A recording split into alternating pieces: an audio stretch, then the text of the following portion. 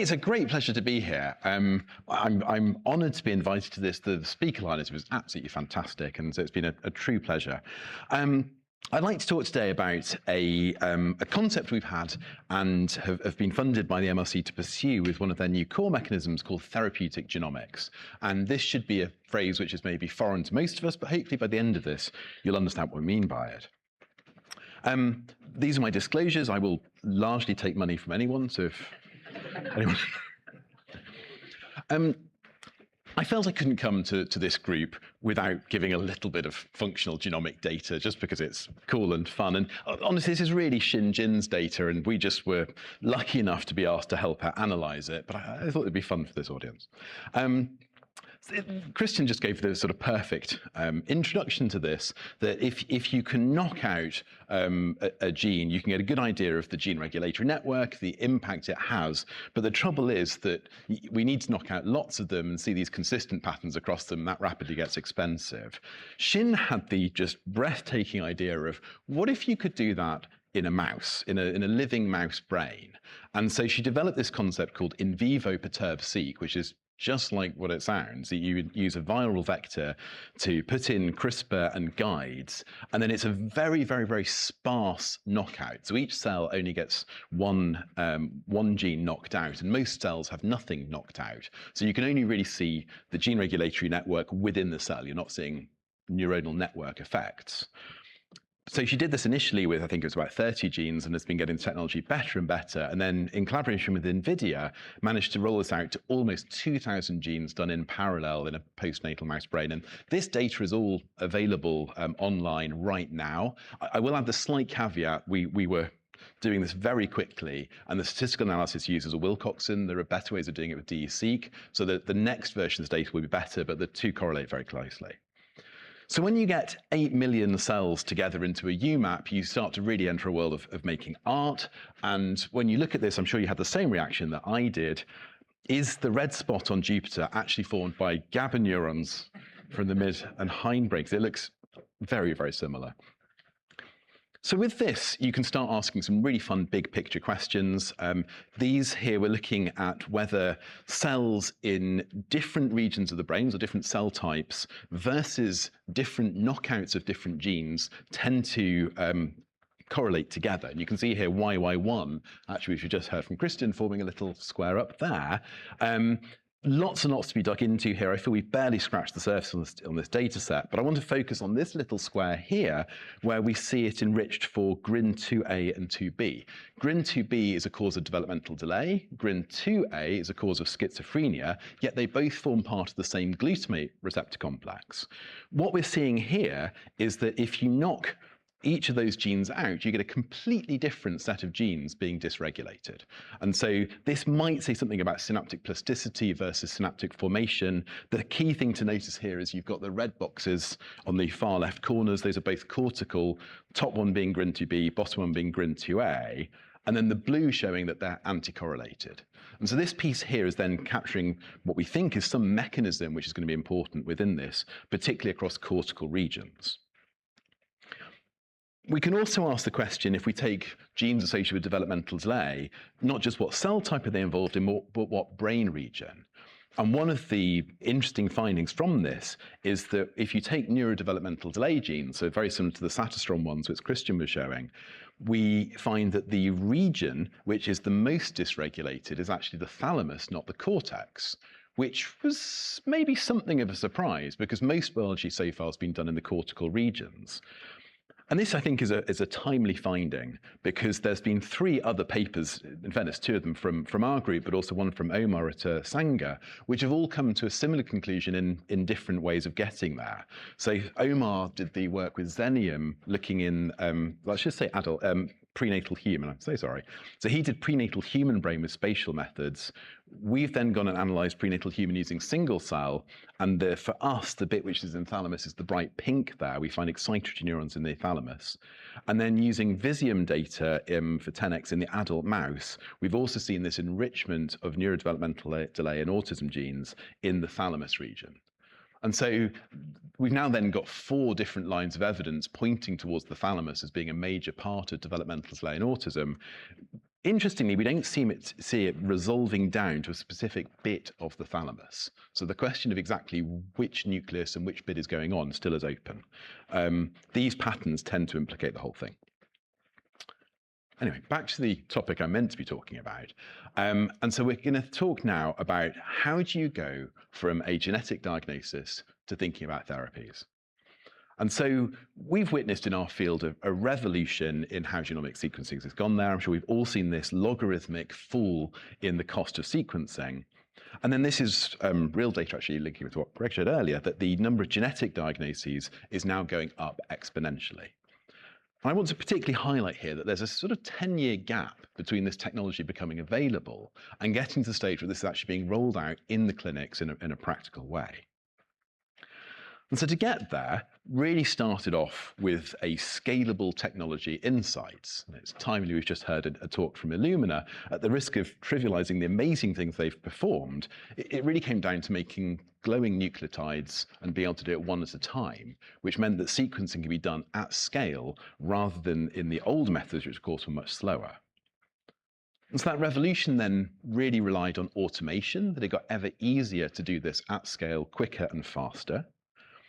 But it also led to a complete shift in how we do science. And so those of us old enough to remember the days of linkage, you did not go and share your linkage finding with different people. You kept it as a secret in the lab. It was only in this world of genomics where more was more, and it was only by collaborating together we could truly get these insights, that we saw this modern world where data sharing has become just innate to how a genomicist works. And this was led by many groups, both in the US and the UK. Once that data got into a sufficient quantity, it then acquired new ideas of analysis. So you could start applying different statistical methods there to define what counted as success. And we saw very robust measures created both for common variants in GWAS, but also for rare variants in exome and genome. And then far and away the hardest bit of all of this was then embedding that into healthcare systems. And here we can say with some pride that Britain has really led the way in this. And we at the moment have the most integrated and thorough genome service of anywhere in the world. And if you put all of that together, we've gone from this idea that rare diseases are an important part of life, but we don't really know what causes them, in the space of about 10 or 15 years to a really very thorough list of what the genes are there. And then, because the data is all systematic, you can start to ask interesting questions like what's the frequency of them? So here's an example, is all 373 neurodevelopmental delay genes lined up by frequency, though of course it does miss the non-coding ones. Sorry, Nikki. This then gets given to the clinic. And so today, somewhere in the UK, there will be multiple children receiving, or multiple families receiving a diagnosis of one of these genes. And that is an amazing achievement. And it ends the diagnostic odyssey. It allows them to find their tribe, the group of people affected by this who can support them. But the patients are going to all ask the same question: is there a therapy? While diagnosis is amazing and a spectacular achievement, it is only just the beginning of the journey. It used to be very, very easy to answer this. You didn't really even have to think about it. The answer was just very simply no. It's a genetic disorder. What could we possibly do? But in the last 15 years or so, we've seen another revolution take place, and that in genetic therapies. And so now we have 3 different modalities which actually can make a difference in this. We have oligonucleotides, for example, antisense oligonucleotides and siRNAs. We have gene substitution or gene therapy. And then CRISPR editing, including base editing and prime editing. And if you put all of those together right now, if you had the resources and the time, you could probably do something to help about 20% of patients who come through the clinic. And with a few small advances in delivery, that number could go up dramatically. And already, this has gone from being a sort of anecdote and curiosity to being something which is actually embedded in healthcare systems. So there have been thousands of people treated by these already, by approved therapies through the regulatory routes. The vast majority of that is spinal muscular atrophy. And interestingly, I was actually quite surprised by this, that the majority are being treated by antisense oligonucleotides rather than gene therapy. And then CRISPR is really bringing up the rear that most of the treated cases are through Casgevy, which has had a mixed uptake. But it does show that these are here to stay. I suspect the total number of people treated by these is roughly double if you include all the clinical trials. Just as a bit of fun, this is the relative size of all of these medicines. I want you to imagine that Manchester is a cell, that this lecture theatre is a dendrite, and with that in mind, these pictures are to scale. So there is a lipid nanoparticle, which is massive, and therefore can fit a lot, but of course it's very difficult to get it into a cell. We have AAV, which is interestingly, its radius is about the same size as an antisense oligonucleotide, but an antisense oligonucleotide, of course, wiggles. And if you think about the difference between having a hair and a marble in your mouth, they might be the sort of same length, but you're going to notice the marble a lot more than the hair. And that's why an antisense oligonucleotide can sort of wiggle into a cell without any help. But if you want to get something like a base editor in, you need some form of vector like an AAV or a lipid nanoparticle. And then just for context to scale, there is a small molecule like an SSRI or caffeine. So we now have the technology to potentially make a difference for a lot of people. There are diagnoses being made on 4,500 or 8,000, depending what level of rigor you put into this. And that means that there's approximately 3 million people needing therapy in the UK alone, and then 350 million worldwide. And many of these disorders are global. Few of them respect boundaries of countries or latitude. At the moment, it takes roughly 10 years to go for a single therapy all the way from identifying something which works to getting it to the clinic. We probably need to do that as a minimum 4,500 times. If it's a variant level, it's probably more like 5 million. And then at the end of that, you have a therapy which is going to cost millions per patient. And so we scale that up. That means the future of the NHS is spending roughly 1/3 of its budget purely on treating genetic disorders for about a 20th of the population. And then worldwide, we're looking at about £9 trillion a year. Now, this obviously would be disastrous for economies, but there is some good news. It's going to take 2,000 years to get there at the current rate of progress. But it really doesn't have to be this way. So we saw last year at CHOP with Danaher and the Berkeley group, the IGI, Jennifer Doudna's institution, they were able to do the first ever in vivo base edit of a rare metabolic disorder affecting the liver. And so there's the kid there. It was highly successful. This kid went from having a fatal disorder to leading what seems like a very, very normal life. And amazingly, that took place in 6 months. That's from the child being born and diagnosed to the therapy being given and being demonstrated to be successful. And so it doesn't have to take 10 years. It is possible to do this much faster. And if you could do it faster, that would bring down the costs. And so when we look at the big landscape, we have this idea, if you could identify the genes, you could then identify the biology, and from that, you could start to develop therapies. And of course, that first bit has gone really well. And so the concept of genomics has really given us that list of diagnoses. We're now, and very much with this group, embedded in the world of functional genomics, where at scale, we're trying to understand the biology of both rare and common disease. And so this is why we've christened this concept therapeutic genomics. The idea being taking that same approach of scale and methods and bring it into the therapeutic space. Now, of course, none of this is easy. Those first large-scale things are just the first step of a journey. After that, you need to do the really hard work for each one of those findings, be it about the relationship between the variants and the phenotype, the mechanism of your functional biology, or, in the case of therapeutics, the work of getting it into an approved therapy, including clinical trials. But in the world of a single gene disorder, we can do this even quicker. You don't need to know all of the biology, you just need to know enough. And that usually tends to be, where is it expressed? Do you need to make it go up or down, like the gain of function, loss of function? And of course, if you're working in the world of base editing and CRISPR, you don't even need to know that because you're going to revert it to the wild type. And already we can see evidence, and this is from 10 years ago, that this concept is beneficial for bringing down the costs because you've got a much greater chance of succeeding in making a therapy if it's a single gene disorder. And the vast majority of costs going into therapies is the cost of failure. So just like with sequencing, we see a scalable technology. And so if you take an antisense oligonucleotide or a base editor or a prime editor, if you can do it once, it is much, much easier the next time. This, I think, is a property which is almost unique to genetic medicines. I think we could include mRNA vaccines in that. Apart from that, I don't think we've ever had this property in a therapeutic before, that if you can do it once, the next one is easier. And that concept's been called prior knowledge.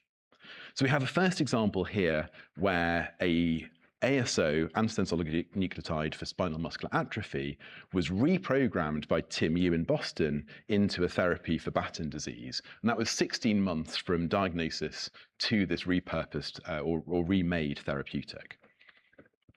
And then Intellia have done this with phase 2 clinical trials. They've used a CRISPR editing technology in the liver to be a very successful treatment for amyloidosis in the liver.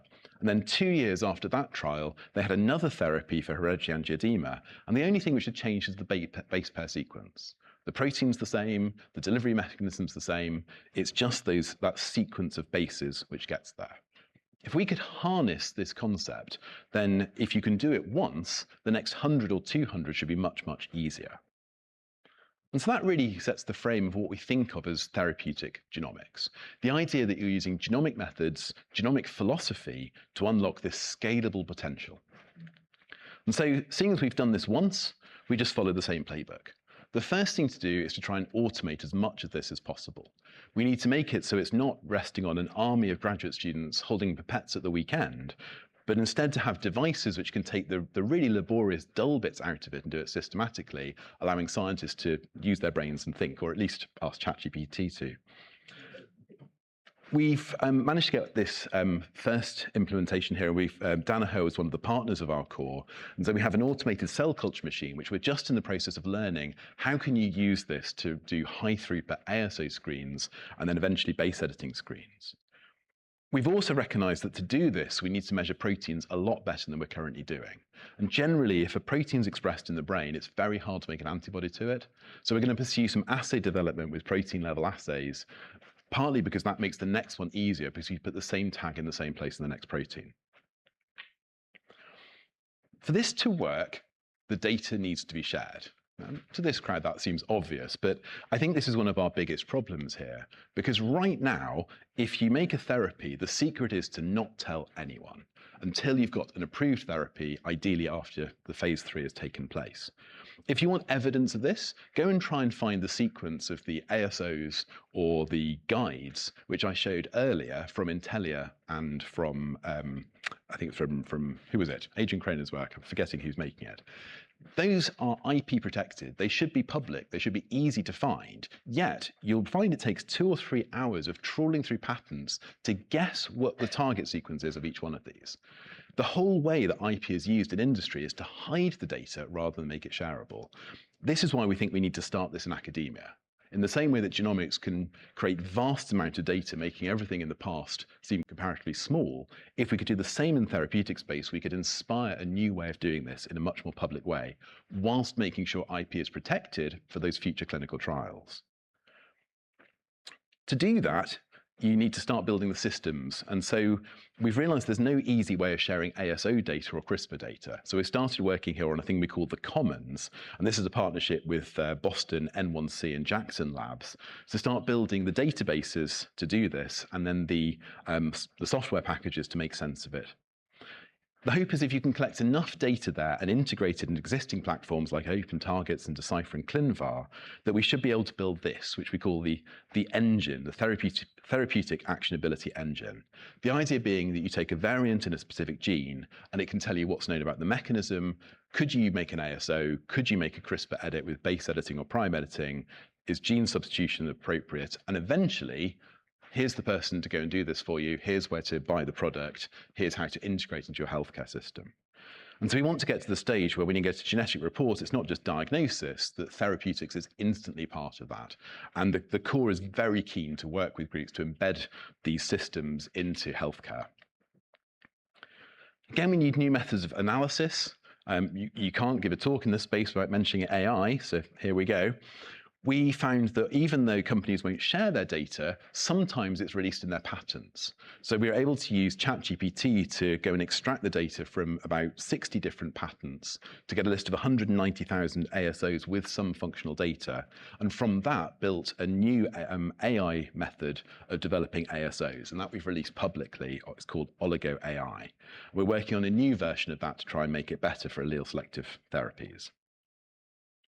And just like with diagnosis, the hardest bit is going to be how do you get the logistics so this is embedded in day-to-day care? How do you possibly regulate 4,500 therapies in one go? Amazingly, even here, we are seeing progress. So the MHRA, couple of weeks ago, released this new regulatory framework, and this concept embeds that idea of prior knowledge into the regulatory process. So you could take a successful base editor, say that we're keeping everything the same except for the guide, and therefore inherit that data. This, of course, has not been tested in the real world yet, and we're going to need examples getting there, but this is a genuinely innovative work by the MHRA. That QR code will take you to the place where you can download it. It can also give you the opportunity to comment on it. And we really need lots of people commenting and saying, this is an amazing idea. It's just what we should be doing, because this is how rare disease gets treated. So our MRC Centre is inspired to do the first step of thinking about scaling up therapeutic discovery. But to actually get this to the clinic, for us to demonstrate success, we need clinical trials and approved therapies. We have some groups helping us with this. For example, Oxford Harrington is a way of taking a drug from our discovery phase through preclinical development into a clinical trial. And then the Rare Therapies Launchpad is working particularly on ultra-rare N of 1 pathfinder variants as a way of testing new regulatory frameworks and helping some very, very severe cases. But we also need the natural history studies to characterize what success looks like in these. And of course, these are expensive. And even here, we have some good news as well. There's a new ARIA. This is not the ARIA in the UK. This is another ARIA, which is focusing on autism and is based in the US. And they are running an impact network, which is going to do a natural history study for 6 different forms of rare neurodevelopmental disorders in parallel, allowing both endpoints for future trials, but also a comparison between the different types. And we've been lucky enough to secure one of those sites in the UK, and this is in collaboration with Laurent Servet at Oxford, who works on genetic medicine clinical trials, and Emily Jones at King's, who is an expert in biomarkers, particularly EEGs and eye tracking. The network is going to focus on these 6 genes and will be an in-person longitudinal natural history study with each patient coming in for 3 times across 3 years for a 2-day session. It will be very thorough, and this data will all eventually be released into the public so that it can be worked on by the community. And I will end there by saying a big thank you to our MRC core of therapeutic genomics, and that's the link there to our website to find out more. And thank you for listening.